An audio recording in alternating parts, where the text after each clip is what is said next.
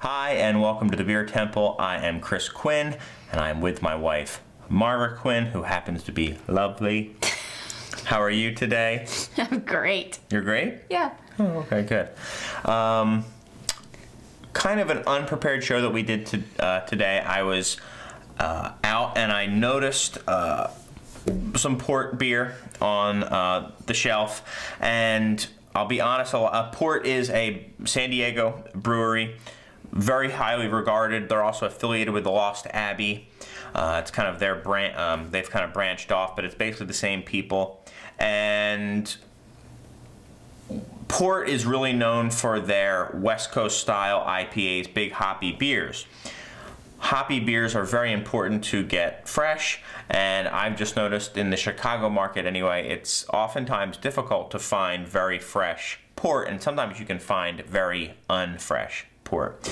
So I was looking, just kind of perusing the bottle, and I noticed that this, I was like, oh, Hop 15, I haven't seen this in a while. Awesome.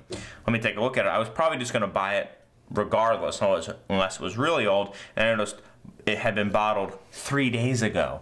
So it had been bottled in San Diego and sent and was on a shelf in a store in Chicago in 3 days. That is pretty amazing.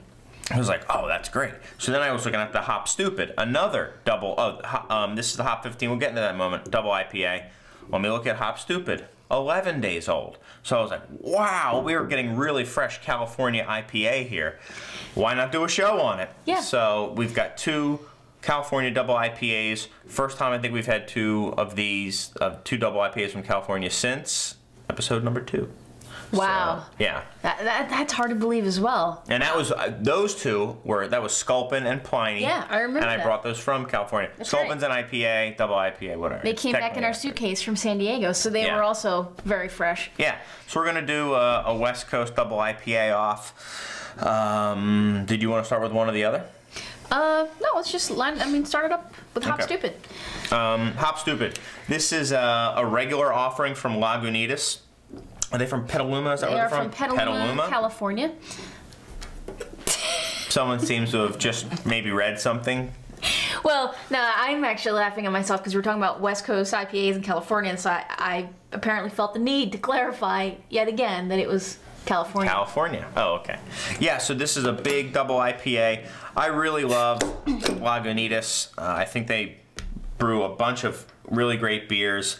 Haven't had Hop Stupid in a little while, which is a shame because it's year-round, it's widely distributed, and it's one of the best bargains, I think, in the beer world. It's $4.50 for a bomber. And I think that's what I love about Lagunitas is that they're really reasonably priced. You know, they haven't gotten, I guess, caught up in the fact, you know, like, oh, well, we can charge more for the beer, so we will. I think they're... Or it's in a big bottle, therefore I can charge more. That's what I mean. The price per ounce of the beer doesn't really go up much at all.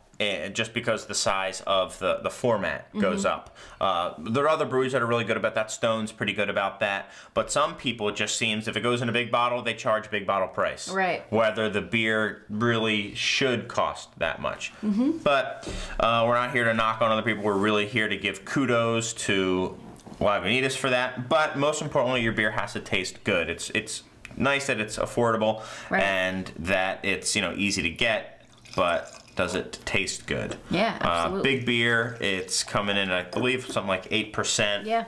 Yeah, 8%, 102 IBUs. Big beer, big beer. All right. All right.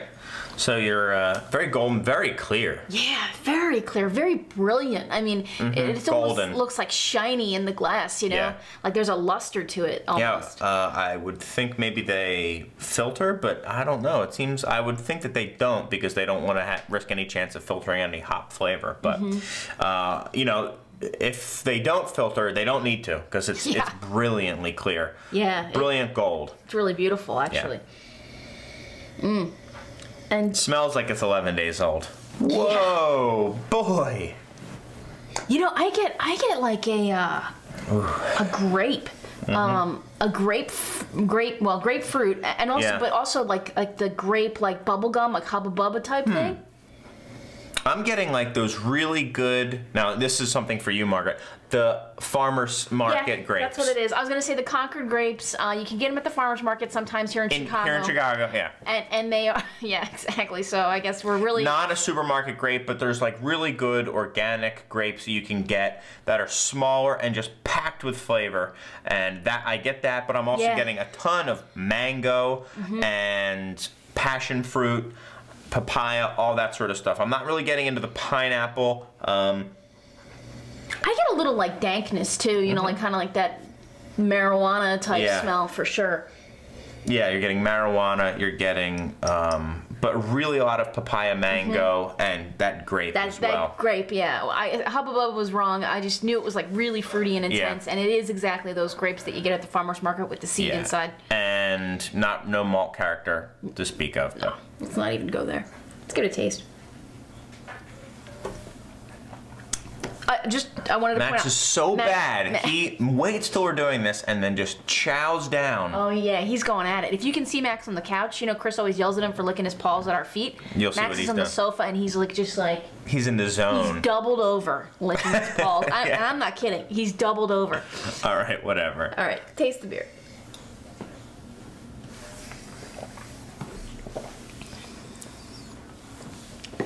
West Coast Double IPA. Yeah, that's all the way.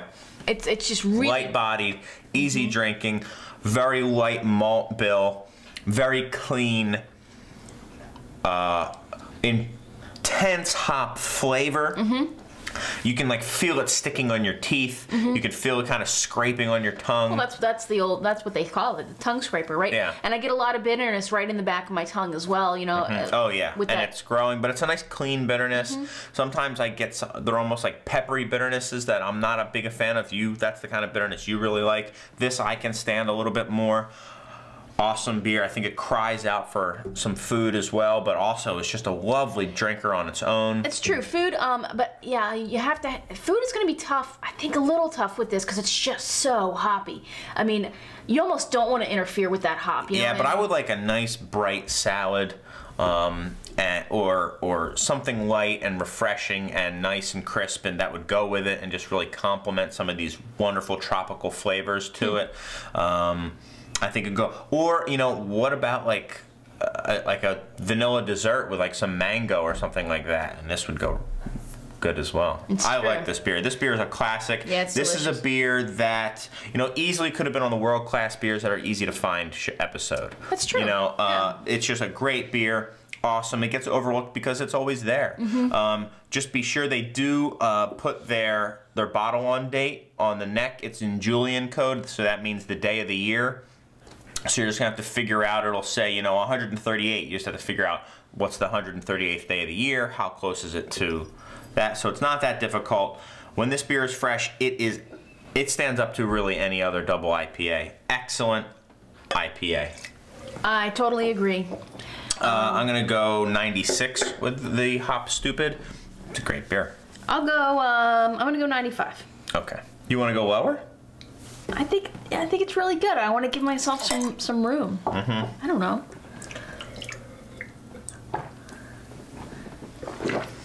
All right. I drank it just because I want to kind of attempt to clear my palate. I know, right? That's futilely. I'll take another sip of water here. So now we got the Hop 15. Whoa, even bigger beer. Right. Port makes a bunch of double IPAs. This one may be their biggest. I can already smell it the moment the cap popped off. Port from San Diego. If you're ever in San Diego, go to one of the pizza ports. Their pizzas are awesome. Their beers are awesome, especially when it's fresh. These guys do that West Coast hop style right. This is the Hop 15, originally brewed for their 15th anniversary, and it uses 15 hop varietals in 15-minute increments. So every 15 minutes, they're dousing the beer with hops. It's basically just saying it's a huge, huge hoppy mess, messing in the best way possible.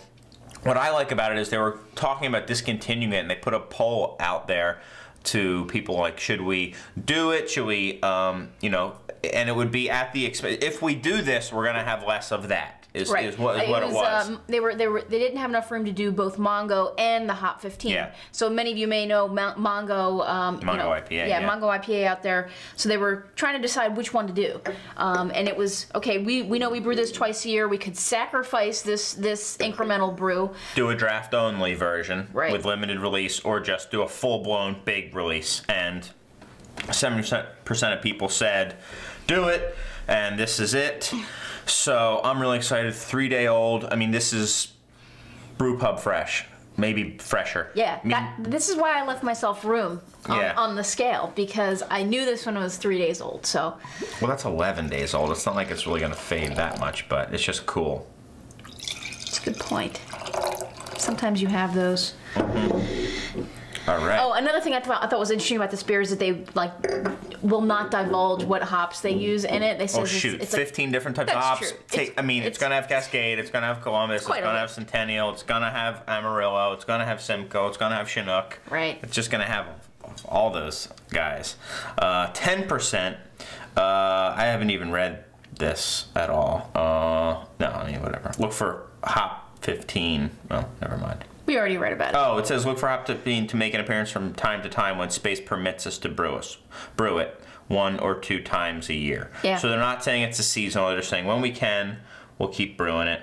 Yeah, so 10%, so even bigger. This is getting into what I consider like the not quite West Coast IPA. You know, it's really, really big at 10%.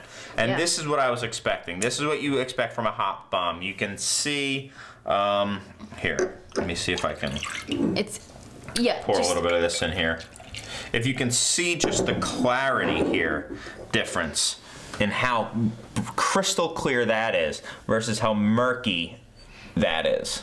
So that's why it was surprising when the Lagunitas was so bright. A lot of times with hoppy beers, you expect them to kind of get this hop haze to them because there are, I don't know, man, I'll say proteins or compounds or something that can form with all that hop matter.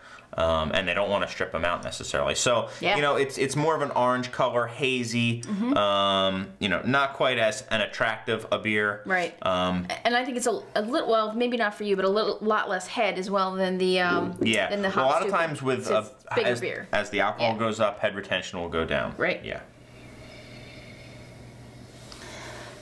A lot going on with this one. Yeah, there is a lot going on. Oh. Yeah. I'm almost getting like a what's the word, turpentine or something like that, like a resin, I guess is the word. You get, you know, like I'm getting a stringent nose on this. Yeah, like fusel, alcoholic, some like rosy compounds coming from it. I also am getting, just about every sort of hop. And I'm not just saying this because there's 15 different hops, but you're getting a lot of earthiness, you're getting a lot of pine, you're getting tropics, you're getting wood. You really are getting a lot. Yeah, it's true. But of hop, and you do get that higher alcohol nose to it. Yeah, and I don't know if I can get past that, to be honest. I mean, it's not unpleasant for me. I mean, you're almost getting a little bit of what's the nail polish remover stuff? I was going to say acetone. Acetone, I was thinking that from the moment I took my first sniff. Yeah. Yeah, the word is acetone, and that's what I'm getting out of it. You are, but there's I'm getting more than just that, but. Yeah, you kind of have to just dig a little deeper. Well, let's give it a taste. Yeah, but it's also not popping out of the glass like the Hop Stupid was. Right. Yeah, this beer is. You can tell that it's a bigger beer. You can tell that it has more alcohol in it because even on the taste for me as well, big time just alcohol bomb. Yep, there's alcohol in here. And it is a tongue scraper. I mean, tons of bitterness for me on the back end as well. Yeah, this beer is harsh. It is. This is like a daggers in the tongue, and it just keeps growing and growing and growing. Whoa! And I like big hops. I like big bitterness. This has got a lot of this is setting the bar pretty high, I guess, for you know, hop heads. Oh my gosh. It also has a creamy mouthfeel, though. Have you noticed that? Yeah, I have noticed. It's got a soft, nice, round mouthfeel. I think there's some more sugars kind of in there. It's very creamy. It's got a lot of that earthiness to it as well. Almost like a tropical earthiness. But you do have to pull that stuff out. You do get higher alcohol, and that bitterness is about as attacking a bitterness as I can remember having. It's clean. It's a clean bitterness, but I mean, right now there's just like some saliva in my mouth, and I'm swirling it around, and my saliva is so intensely bitter that as it goes around my mouth, I'm like, oh my gosh, I just need to swallow the saliva. It's so bitter. Oh my God, it just gets more and more bitter. Yeah, I have to say, and I wasn't expecting this because I thought, oh, I think I'm really gonna like this Hop 15. I've never had it before. Hop Stupid, I think, is just, to me, a better beer. It's more approachable. It's more complex. Even if it's not more complex, I think the like. Yeah, I don't know if it's more complex. Well, but I think what I want to say then is that the strong chemical acetone type flavors that I'm getting and the smells out of this port beer are overpowering whatever else is in there. I really like the way the Hop Stupid, like we were picking out that grape and like all those other fruits and a little bit of dankness. I mean, I think you can just really enjoy the complexity of the Hop Stupid, whereas this one just kind of hits you over the head with bitter and hop. I'm sure I've had a more bitter beer before. I can't think of one. Yeah, I can only think of one other time I had a very bitter beer like this that I really couldn't finish. But it's been a long time. Yeah. So I'm going to go about 88 with the Port Hop 15, which upsets me because I bought 3 bottles of it immediately. And 1 bottle of the Hop Stupid. This is also twice as much as the Hop Stupid. It's $9, I think. $8, $8 or $9. So some friends are going to be getting gifts from me of Hop 15. It's the gift that keeps on giving bitterness in the mouth. Yeah. You know what? I'm going to go a little lower, actually. I'm going to go 87. I'm going to go 87 with a Hop 15. It's just not doing it for me. I think there's... Yeah. And I think 87 for me might be a little generous. I'll go 87 with you. I think it's just...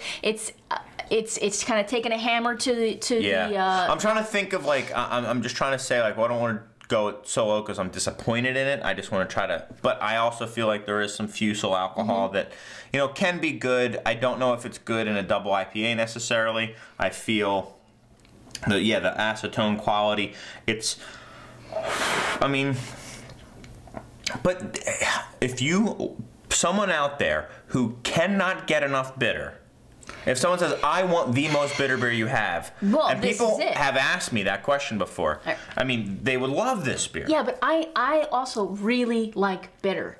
This is too much for me. Yeah. I'll be honest, I would have trouble finishing this bottle. We're going to try. Yeah, we're definitely going to try. Okay. So 87 is what I'm going, and you're going to go there as well. 96 for the Hop Stupid, and I stand by. No, you said 95 because you wanted to leave room. I want to go higher now. No, you can't. It's 1 point.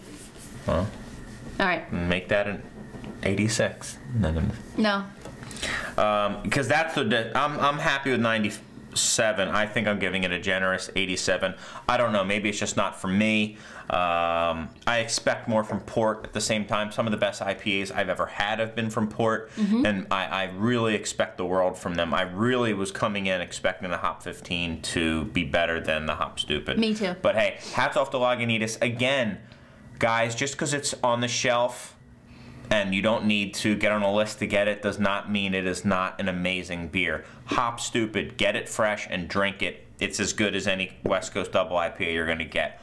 Within 1 or 2 percentage points. I mean, it's a fabulous beer. Have to agree. I mean, why split hairs? Right. I can either stand in line overnight to get a sip of Pliny the Younger, which is a triple IPA or whatever, or I can go anywhere in the country and walk in and hopefully get some decently fresh Hop Stupid, and it's going to be awesome. Yeah. Remember, and it's going to be $4.50. Right. Probably more importantly. Hats off to Lagunitas again. Yeah, they win. Yeah. So on the way out, I have some Hop Stupid. Smell that. Yeah, that's much better. I have a dribble of hop 15. Maybe we can blend it. Yeah. Well, now that we're talking about how it's undrinkable, and I gave it an 87, that's not a terrible score. And I can drink this. It's not a bad I think beer. let's leave it where it is. Yeah. We're overanalyzing it. Why don't you take us out, Margo? All right, well, we've got a little bit of great beer to drink, and hopefully you do too.